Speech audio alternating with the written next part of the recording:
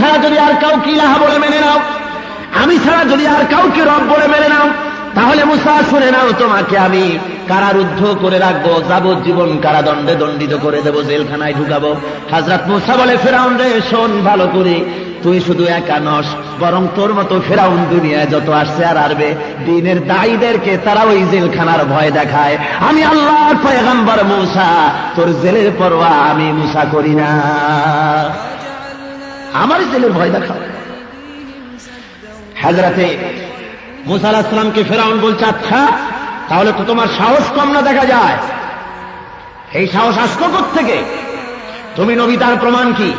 মুসা আলাইহিস সালাম বগলের ভিতরে হাত ঢুকালেন, বের করলেন, হাতটা নূরে চকমক করতে লাগলো।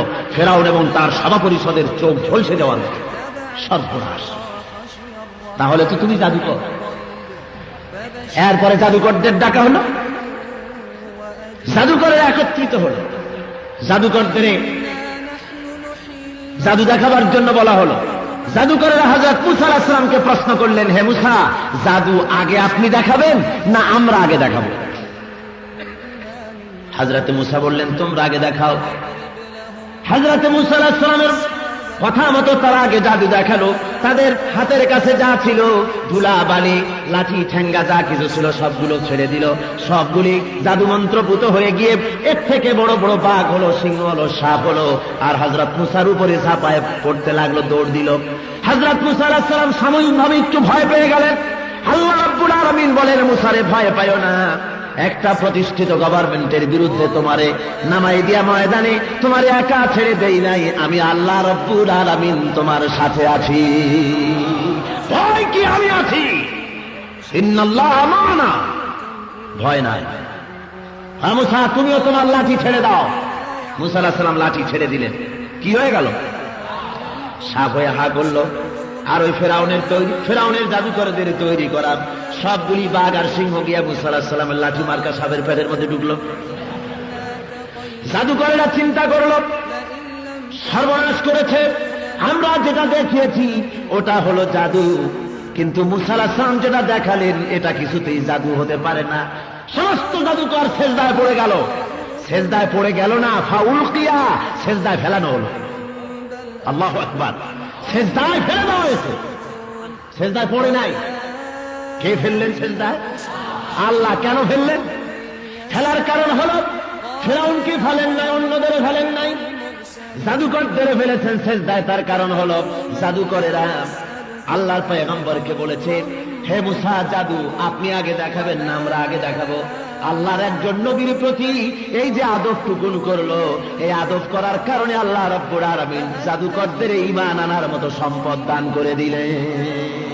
জাদুকরেরা, তোরা আমার নবীর প্রতি সম্মান করেছো, আমি দুনিয়ার শ্রেষ্ঠ নিয়ামত তোদের দিলাম। জোরে কর সুবহানাল্লাহ। ভাইরা আমার, আমান্না বিরাব্বিল আলামিন না বলে আমান্না বিরাব্বি হারুন ওয়া মুসা বলা হলো কেন?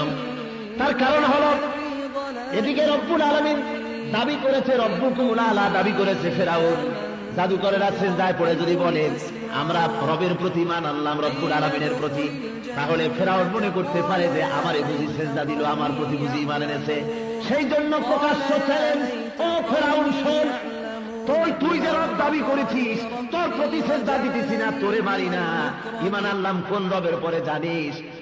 আমান্না বিরাব্বি হারুন ওয়া মুসা। মুসার রব যিনি, হারুনের রব যিনি, সেই রবের প্রতি ঈমান এনেছি। সুবহানাল্লাহ। ভাইরা আমার, ফেরাউন ডাক দিয়ে দিল, সর্বনাশ, আমার বাড়িতে দুপুর বেলা জন্মের মতো খাইয়া একটুখানি জাদু দেখা অমনি কাইট হইয়া গেলি, এত খাওয়াইলাম আর এখন আমার বিরুদ্ধে সেজদা দিলি?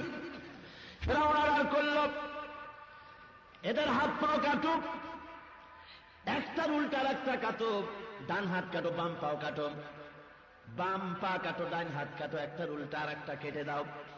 এ হাত পাও কাটা যখন শুরু হয়ে গেছে, নতুন মুসলমানেরা তখন বলতেছে, রব্বানা আফরিগ